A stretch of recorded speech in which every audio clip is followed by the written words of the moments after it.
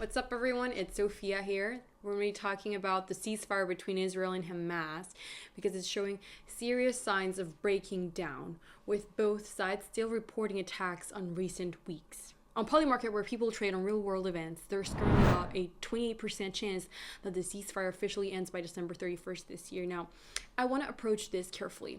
This is a deeply human situation that's impacting thousands of lives, but it's also shaping the global market and investor sentiment. So today, I'll break down what's happening, why it matters, and what it can mean for your portfolio as well. Honestly, a lot of this is super concerning, and there are a few things you need to keep in mind on how these developments will affect not only your portfolio, but the state of geopolitics as a whole.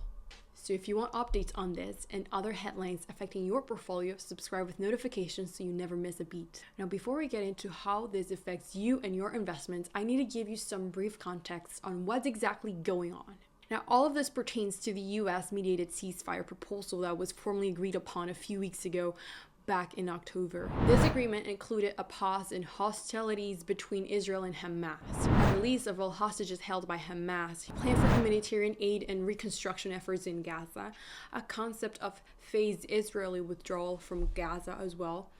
However, some of the details and commitment levels are contested. So here's what's working so far about the ceasefire, and honestly, it's not too much. The truce has allowed some immediate relief for civilians in Gaza, with aid trucks, fuel, and some movements towards hostage and prisoners exchange. Meanwhile, in terms of international support, the United Nations and other bodies are calling this a potential turning point in the conflict. But that's pretty much where the good news stops. A lot of the deal isn't really working, unfortunately. The ceasefire is fragile, and experts say that without a real plan, political progress, it could fall apart really fast. The big questions are still up in the air, like who will actually run Gaza, what happens to Hamas fighters, how Israel plans to handle all of its own security. Even one line in the agreement says Israel would pull back to the border of Gaza, not to the 1967 lines, which makes people wonder how much they're actually stepping back. And on top of all of this, even during the ceasefire, there are reports of strikes, casualties, and there's not enough aid movement. The humanitarian situation remains catastrophic. There's a lot of destruction. Many Gazans remain displaced, and not enough clarity of how or when they will return. Now, onto how this affects you. From an investor standpoint, some market participants have been closely watching related sectors like defense and energy, as well as prediction platforms such as Polymarket. As for your broader portfolio, you might think that only the stocks of companies that operate directly in the region are affected, but actually, I disagree. Before we get into that, it's really important to understand the ceasefire is way more important than just your portfolio or even the temporary stopping of bullets in this region. There is a whole list of root causes that negotiators are trying to address currently. Some of the biggest questions still on the table are about Palestinian self-determination, Israel's security goal, how Gaza will be rebuilt, and how the rest of the world and regions are going to get involved. This is a very delicate situation, and honestly, the future of the Middle East could depend on how these next few steps play out. Anyway, as I said, this conflict may have a more meaningful impact on your portfolio than you realize. For example, if Israel backs off their offense in Gaza, this frees up the resources to involve themselves in other regions. We saw back during the summer what happened when they attacked Iran and the massive impact this had on oil prices. We saw investors, they became concerned this conflict would lead to a temporary closure of the Hamas Strait, and many experts estimate a potential revival of the Israel-Iran conflict this year. Everybody's wondering what's next. Based on how things are developing right now, there are three main ways this could go.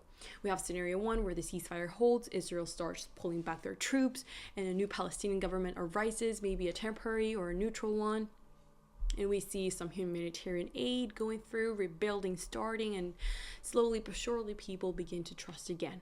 Over time, this could be even the setter for a stage of a lasting peace, maybe.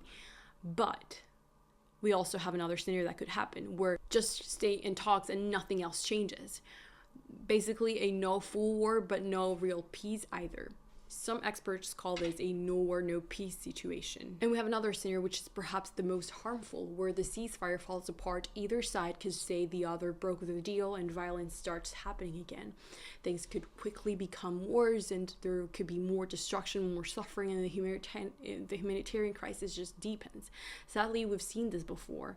Now, onto which scenario will play out, we don't know, but this will depend on how a few key risks play out. I'll be watching a few key things, like how much trust is actually being built between both sides, what's actually happening inside Israel's own politics, how much control Hamas still has, how much aid is reaching people, and whether this conflict starts spilling into nearby regions. Right now, the ceasefire gives everybody a little bit of breathing room. Hostages are being exchanged and some aid is getting through. But this is not peace yet. Real peace begins to take place with a lot more than just pause in a fighting. It means real political agreements, real security guarantees, rebuilding communities, and justice for all the people that are currently being affected. The stakes are huge for civilians in Gaza and for Israeli families who've lost a lot. So over the next few months, here's what I'll be keeping an eye out for. Are Israeli troops actually pulling out from Gaza like they promised? Is aid getting to people fast enough? And are we seeing real rebuilding on the ground? What happens with Hamas power? And how does that shape Gaza's leadership? Could this finally open the door for a lasting political plan? Maybe something close to a two-state solution? And finally, are we seeing things calm down or start to fall apart again? These next steps will decide not just the future of the ceasefire, but the future of millions of people living through this every day. I'll be sure to cover these updates in this channel as they come in, so subscribe with notifications so you don't miss a beat. Thank you so much for watching.